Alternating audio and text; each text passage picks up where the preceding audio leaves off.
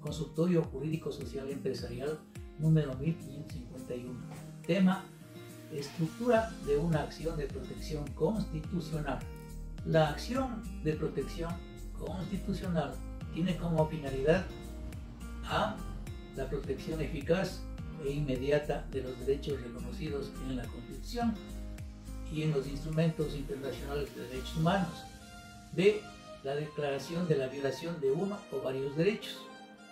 La acción de protección de derechos no procede cuando los actos hayan sido revocados o extinguidos, salvo que tales actos se deriven daños susceptibles de reparación.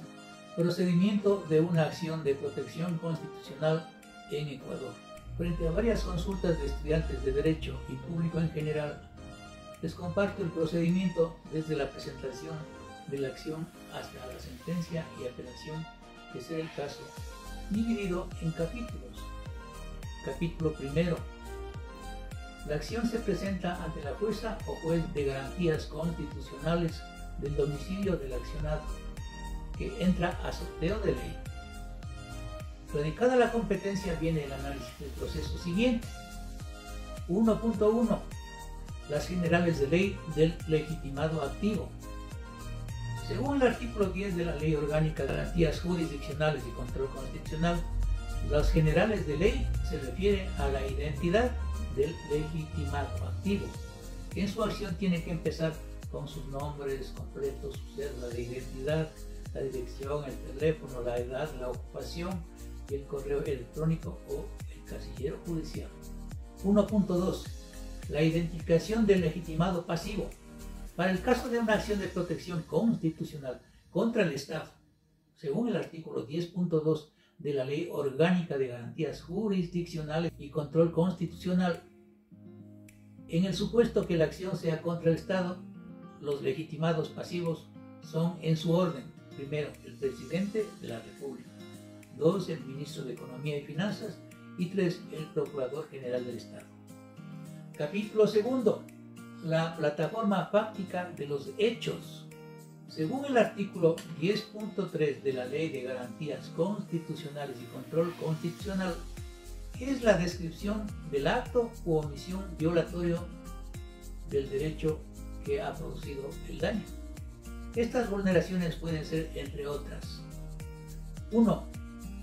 La vulneración del derecho a la defensa, acceso a la justicia y tutela judicial efectiva. 2. Vulneración al derecho del trabajo.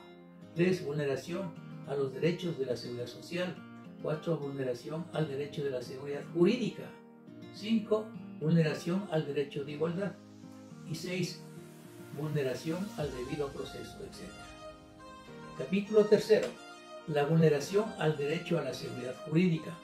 Sobre la seguridad jurídica en el Ecuador, la Corte Constitucional ha desarrollado jurisprudencia señalando que las personas deben contar con un ordenamiento jurídico previsible, claro, determinado, estable y coherente, que le permita tener una noción razonable de las reglas de juego que le sean aplicadas, que deben ser observadas por los poderes públicos. En otras palabras, la seguridad jurídica implica la confiabilidad en el orden jurídico y la sujeción de todos los poderes del Estado a la Constitución y a la ley, a los tratados internacionales de derechos humanos y jurisprudencia convencional y constitucional. Capítulo cuarto. La carga probatoria.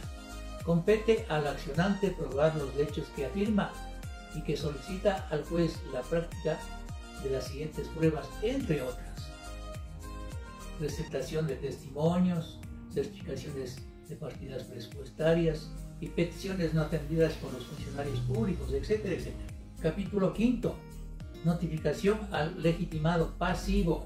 De acuerdo con el artículo 10, numeral 4 de la Ley Orgánica de Garantías Jurisdiccionales y Control Constitucional, es el lugar donde se le puede hacer conocer de la acción a la persona natural o jurídica, en este caso y de conformidad con el artículo 8, numeral 4 de la Ley Orgánica de Garantías Jurisdiccionales y Control Constitucional, en concordancia con el artículo 52.1 del COGEF. Se debe hacer conocer la acción al presidente de la República, al ministro de Economía y al Procurador General del Estado a través del sistema de notificaciones electrónicas CINE, administrado por la Dirección Nacional del Registro de Datos Públicos. Capítulo 6. Notificaciones al legitimado activo afectado. Según el artículo 10.5 de la Ley Orgánica de Garantías Jurisdiccionales y Control Constitucional, es el lugar donde se ha de notificar a la persona accionante y a la afectada por correo electrónico o casillero judicial. Capítulo 7. La declaración juramentada. La declaración juramentada de que no se ha planteado otra garantía constitucional por los mismos actos u omisiones contra la persona o grupo de personas y con la misma pretensión. La declaración de no haber planteado otra garantía podrá subsanarse en la primera audiencia.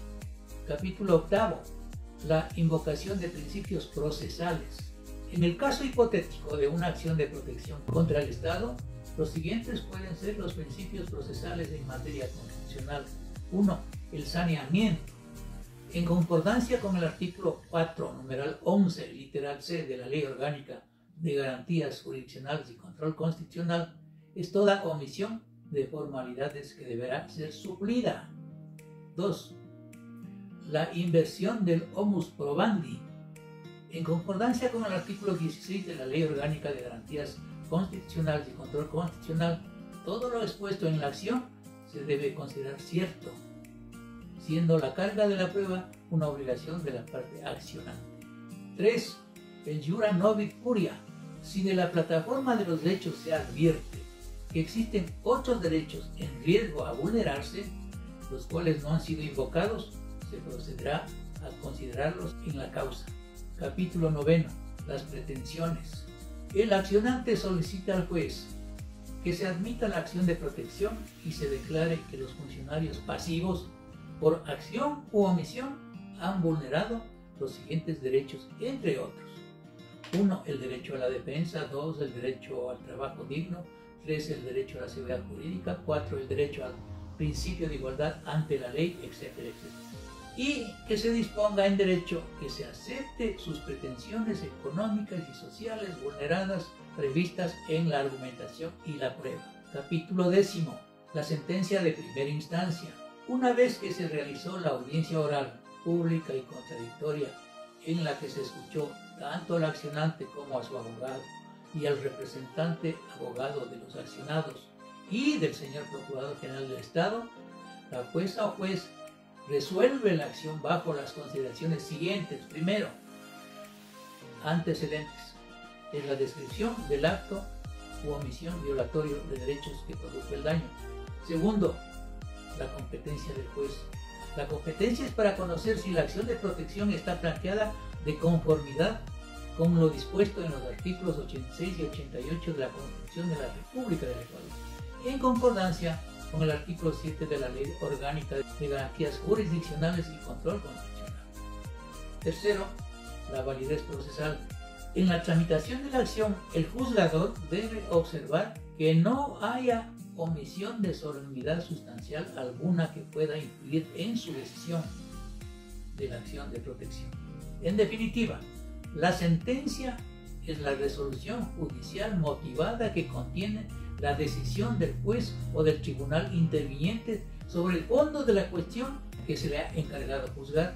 La sentencia de primera instancia es susceptible de apelación por las partes ante la Corte Provincial, de cuyo fallo es de instancia definitiva, o la Corte acepta la vulneración del derecho y manda que se ejecute las pretensiones del accionante, o desecha la acción por improcedente y devuelve el expediente al inferior para que se archive la causa. Muchas gracias. Soy el doctor Manuel Pozo Sumagan.